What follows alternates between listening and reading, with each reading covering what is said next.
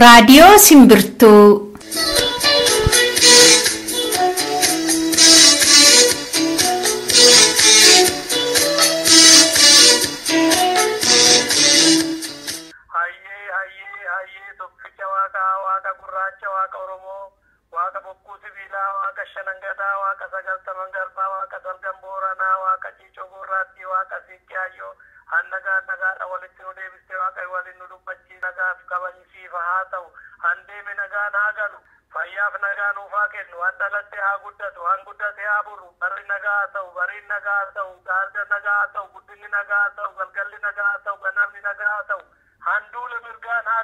Yeroo irratti da'amee guyyaan halkaniin bakka bu'ee guyyaa keenya eegne qophii torbaniitiin gaafa torbanii deebinee wal agarreerra. Akkam jirtu dhaggeeffattoota keenya, kun raadiyoo Simbirtuu irraa kaasanii darbu qophii keenya har'aati. Kan waxabajjii 19 bara 2014. Sagantaa keenya har'aa oduudhaan akkuma durii tokko jennee eegalla. Ittaane qophiilee idilee lamaan iyyuu qabna. Qophii simboo fi qophii malaa. Kanaaf hanga xumuraatti nu waliin turaa jecha amma gara oduutti.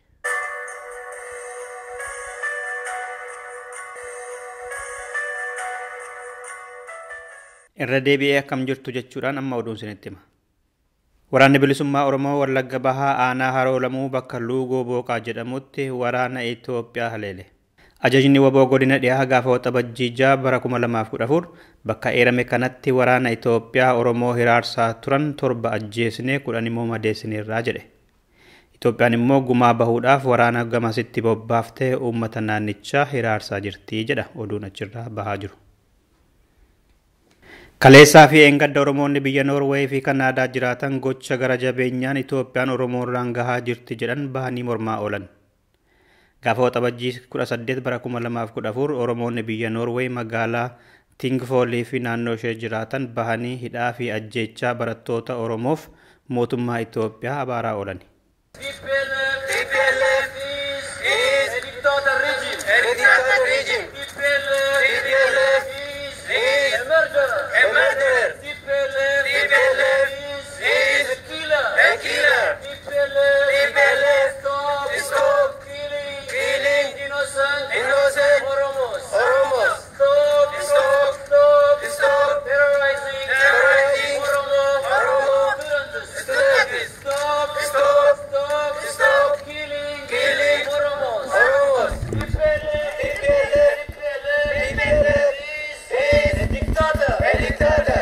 Hiriira kanaan boodas qaamolee mirga dhala namaaf baabsan mootummaa fi mormitoota tokko hirmaachise mariinis taasifameera jedhe maddi keenya achirraa. Oduu wal fakkaatuun Oromoonni biyya Kanaadaa magaalaa Otawaa fi naannoo ishee jiraatan gaafa waxabajjii 17 bara 2014 dhimma wal fakkaatuuf hiriira bahaniiru. Isaanis mootummaan Itoophiyaa Oromoo jumlaan hidhaa ukkaamsaa qonnaan bulaa Oromoo lafarraa buqqisaa fi Oromiyaa gurguraa jira jedhanii kumataa oolan. Kanaafis mootummaan Kanaadaa mootummaa nama ajjeesu sanaaf gargaarsa kennuu dhaabuu fi dhiibbaa barbaachisu akka irratti taasisu jedhanii gaafataa oolan. Hiriirri sun TV biyyattii CBC jedhamuunis darbaa ture. Dhumarrattis Itoophiyaan hanqina nyaataa fi gargaarsa namaatiif maallaqa argachaa jirtu dhimma biraarratti oolchaa jirti jedhame. Uummattoota biyyattii keessaa jiraatan miiliyoonota nyaata hin qabneef gargaarsa US Ameerikaan bara kana qofaa doolaarii miiliyoona 100 fi miiliyoona 51 Itoophiyaaf kenniteetti. Bara darbes miiliyoona 300 fi miiliyoona 84 arjoomteefii ture. Biyyoonni dhiyaa kan akka Ingilizii, Jarmanii, Swiidinii fi Swiizerlaandis miiliyoonota hedduu isheef kennaa jiru. Kana malees miiliyoona 64 bara kana keessa qofaa kan Somaaliyaaf warri dhiyaa arjooman dabarsanii Itoophiyaaf kennani. Horiin kun immoo warra beela'eef kan qaqqabuu fi wabii nyaataa biyyattiin mirkaneessa jettuuf kan oolu miti jedha oduun development initiative irraa argame. Dhaggeeffattoota keenya oduun kanumadha. Qophiilee keenyaaf waliin turtii gaarii.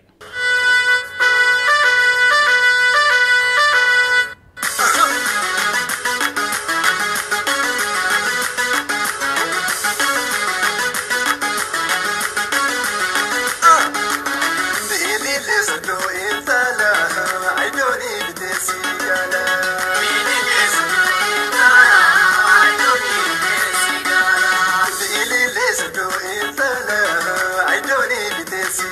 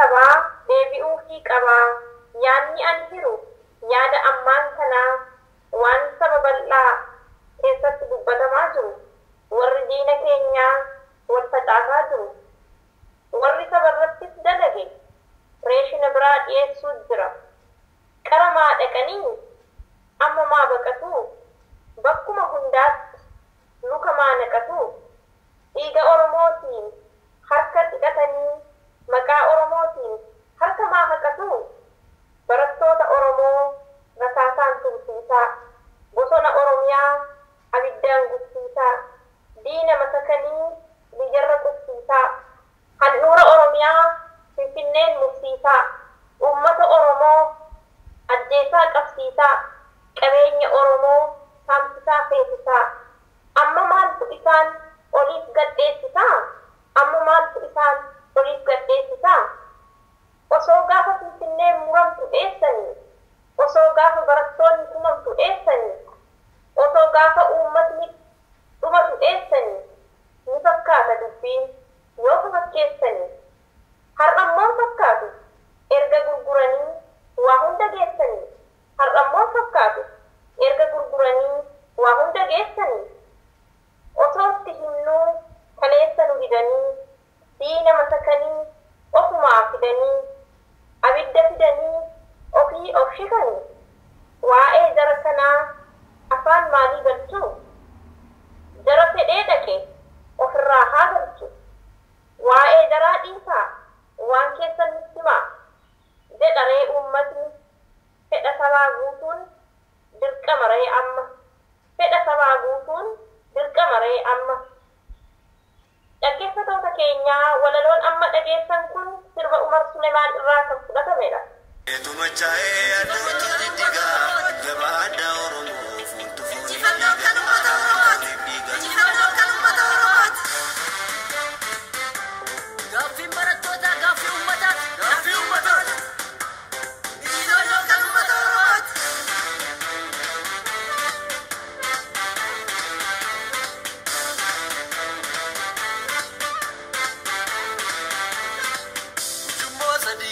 Margot Adida, as it to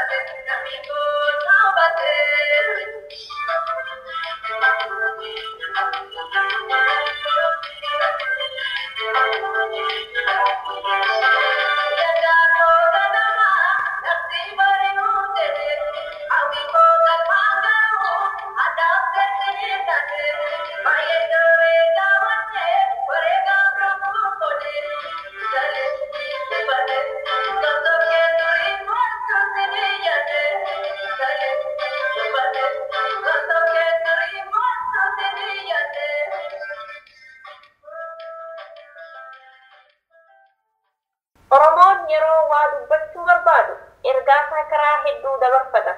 Karaa geerarsaa, hibboo, mammaaksa weelluu fi kabirootiinis. Weellisaa Hirphaadhaan Turee Oromoo biyya keessaa fi qeerrootiif dhaamsa inni haala weelluutiin dabarse bilisummaa gonfachuun obsa akka gaafatuu fi jabaannee bakkuma jirrutti qabsoo keenya finiinsuun barbaachisaa ta'uusaati. Weelluunis kunooti.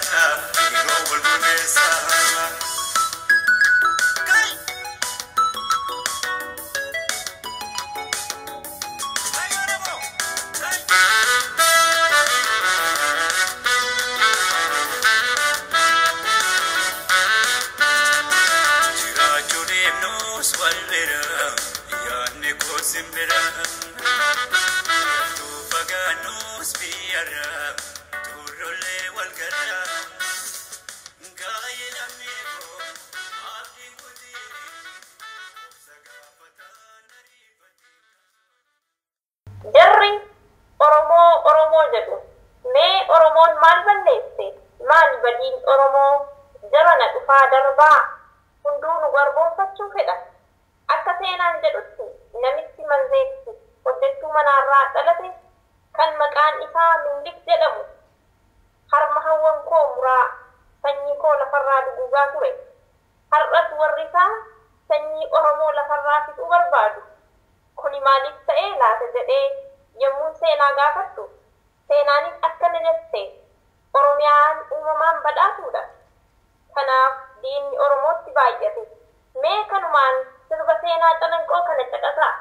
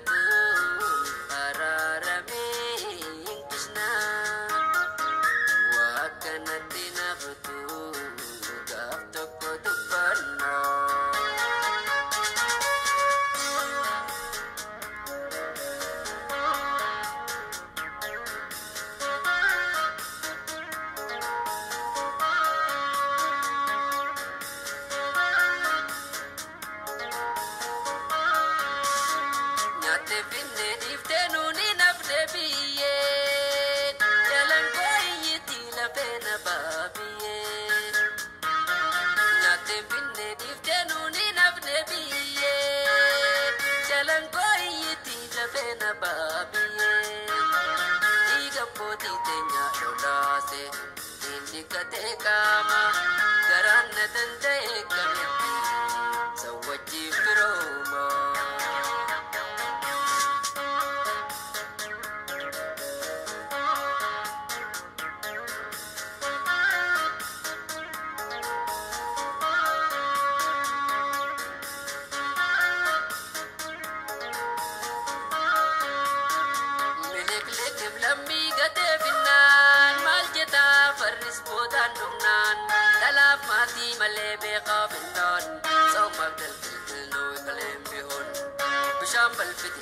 Bisambal pan Tiru na jawi tu narkan Bisambal piti harre bisambal pan Tiru na jawi tu narkan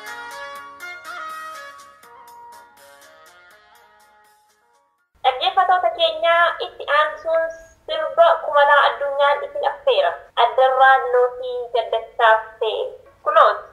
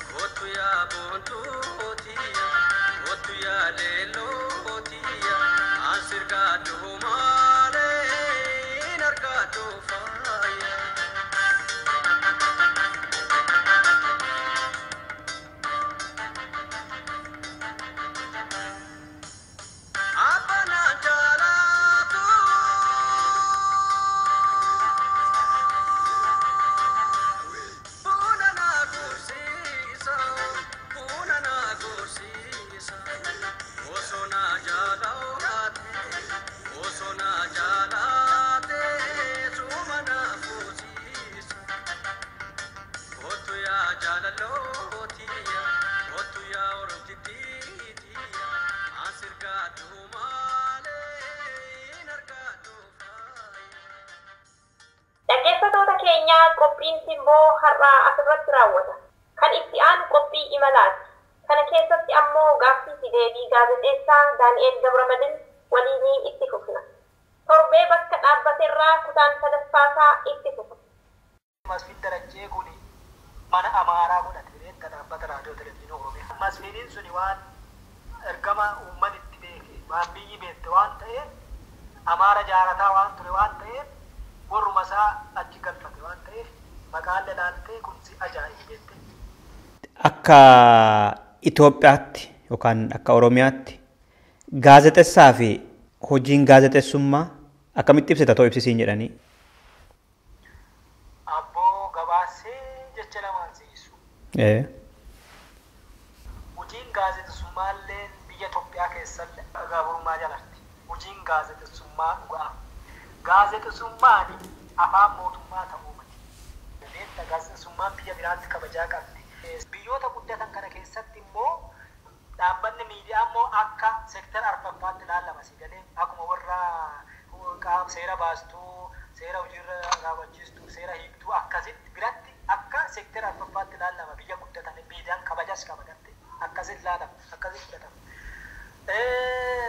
Miidiyaan biyyoota kanaa keessatti nama dhuunfaatii abbaa dhuunfaatii namni dhuunfaa immoo dhugaa hojjetaa biyyoota immoo diktaatarii biyyoota abbootii irree keessa miidiyaan immoo ka mootummaati miidiyaan namni immoo ifirra waan kun dubbatu mootummaan immoo faayidaa isaa propoogaandaa olola isaa qofaa oolfataa. Kanaafuu walumaa galatti maqaa gaazexeessummaa misoomaati. Misooma akka isaaniitti waan dadhabbinnaa waan hanqina dubbachuun misoomaa miti afaan mootummaa afaan keessattuu afaan mootummaa Itoophiyaa. Ati rakkoo dubbachuun rakkoo dubbatte ilaalcha hamaa qabda. Yoo rakkoon dubbati akkamiin guddattati yoo rakkinna kee fooyyeffati yoo rakkoon furi akkamiin dubbatta. Rakkoo yeroo baay'ee Itoophiyaa keessatti miidiyaan hojjetu falasaniif rakkoo akkanaa uumamtee turte kana akkanaan tasgabbeessinee to'annaa jala oolchine dhumarra akkana hojjetu.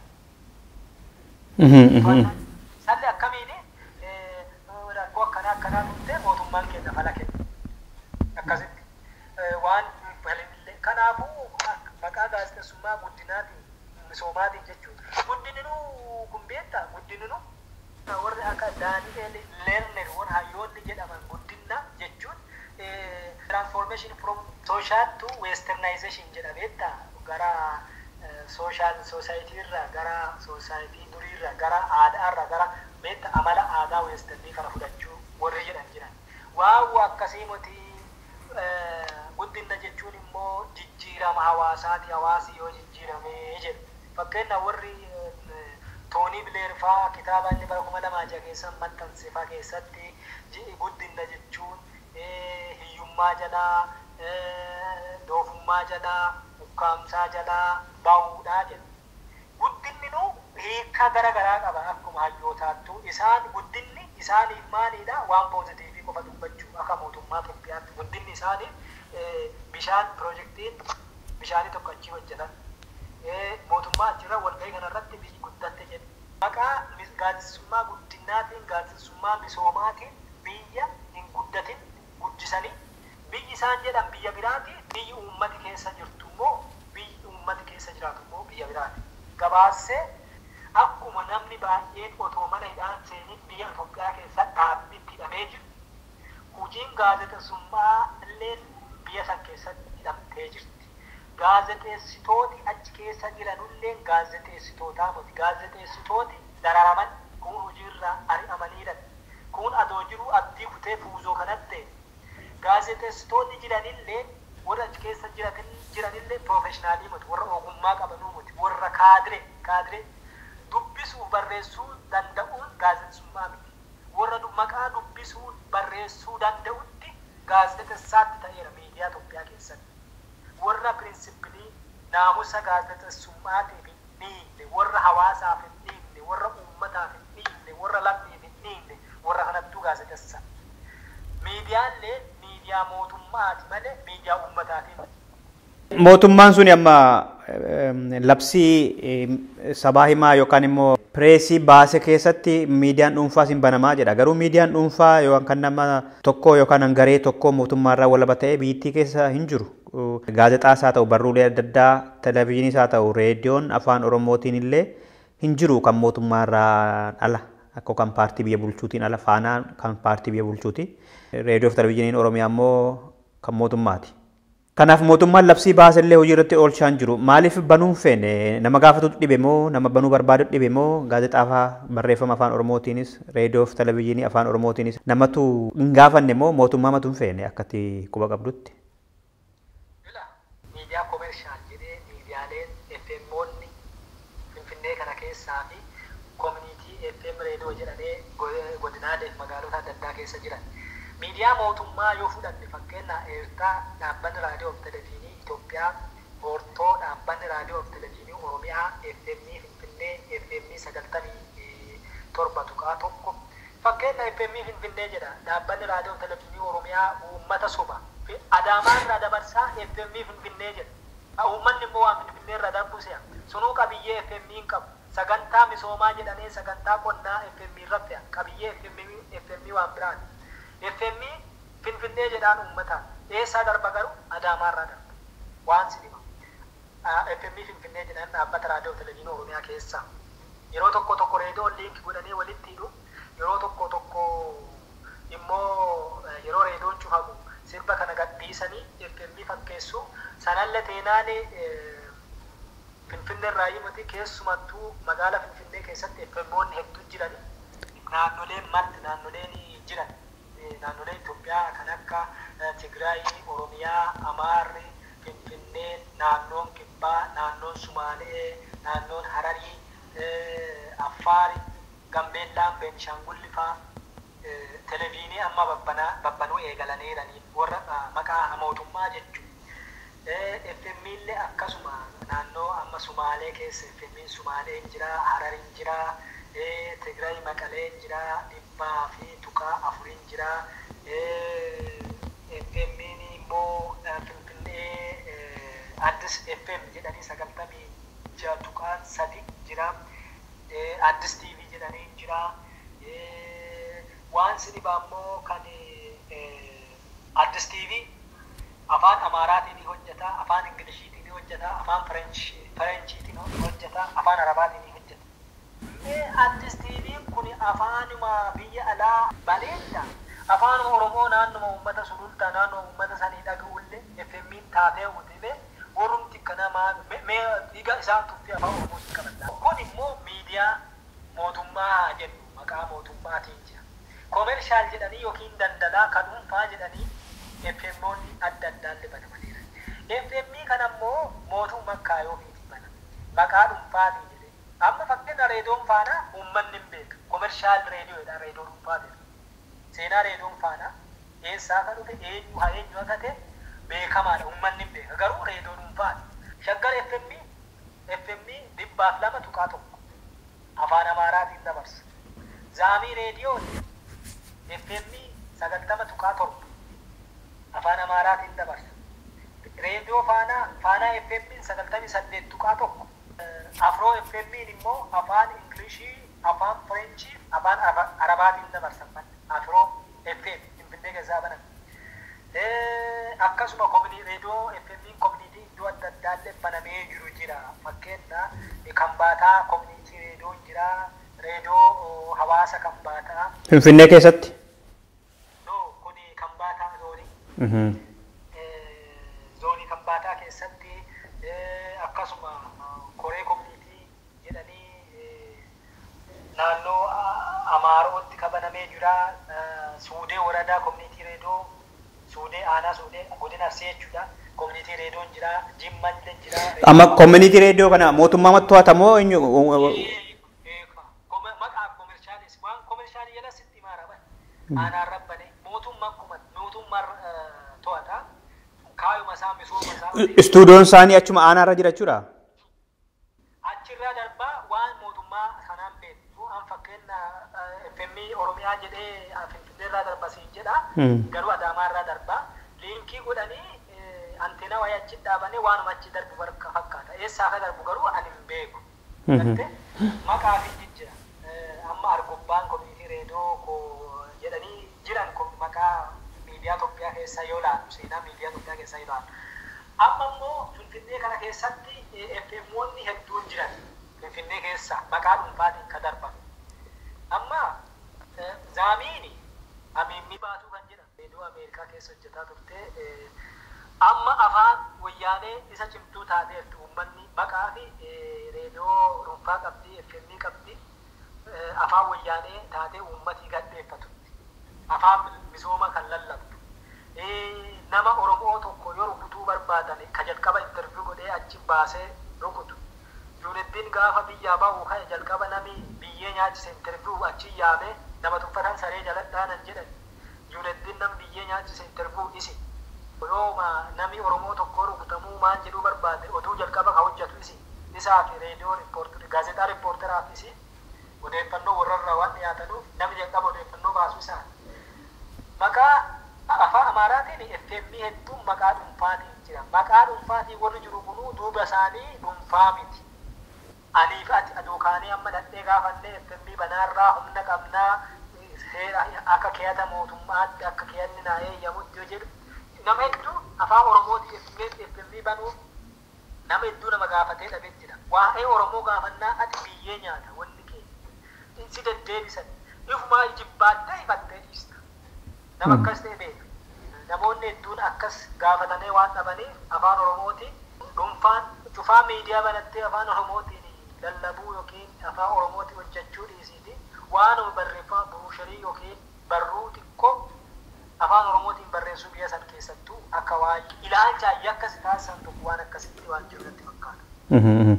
Amma mootummaan yeroo baay'ee kan inni komatamu tokko isa biyya keessatti gaazexeessota hidhuun ala ka biyya alaatii gama biyya sanaatti darbaan tamsa'anillee raadiyoo fi televezyiinii adda addaa nukkaamsa jedhameetu.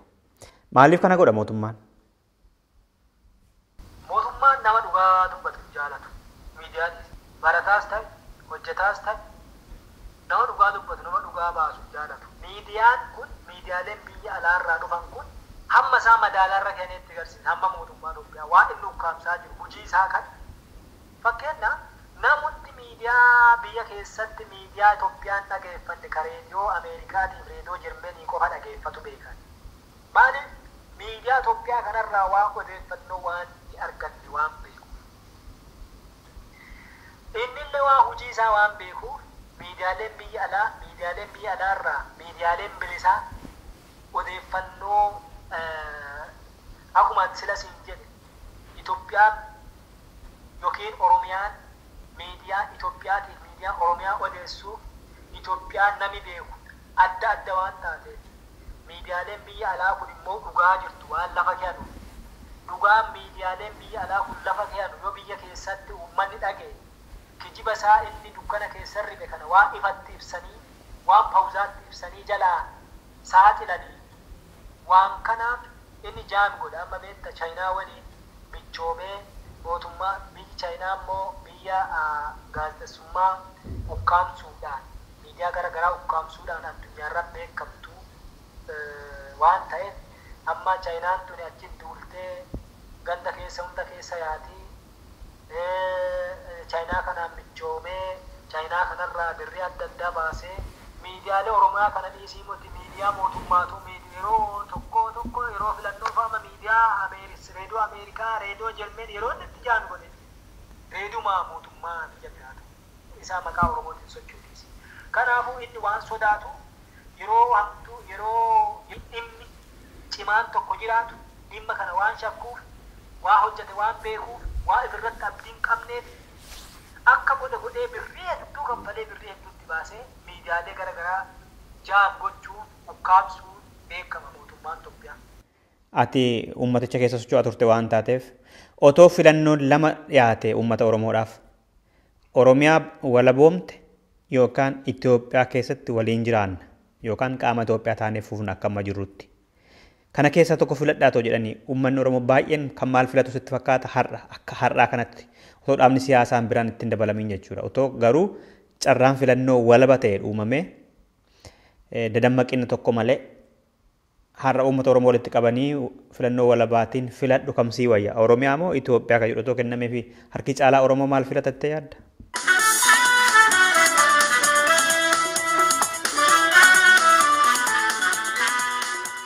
Dhaggeeffattoota keenya deebii gaaffii kana qophii xumuraa torbee dhiyaatu keessatti qabannee deebina.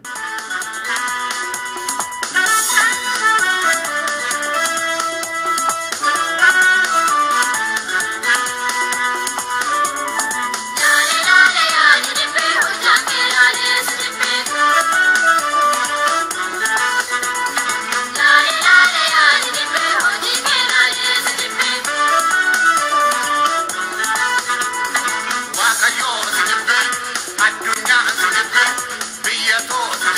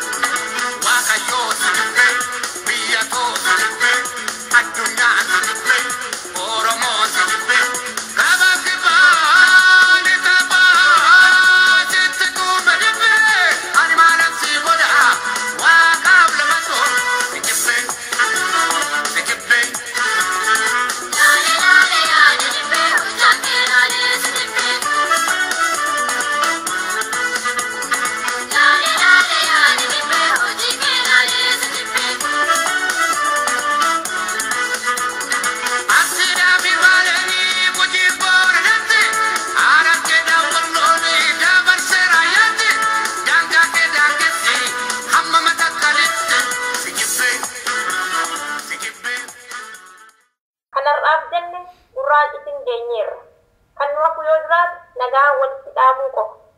Sirba kanaan ani Caaltuu Faantaa fi Dassuu Duulaa nagaatti isiniin jenneerra.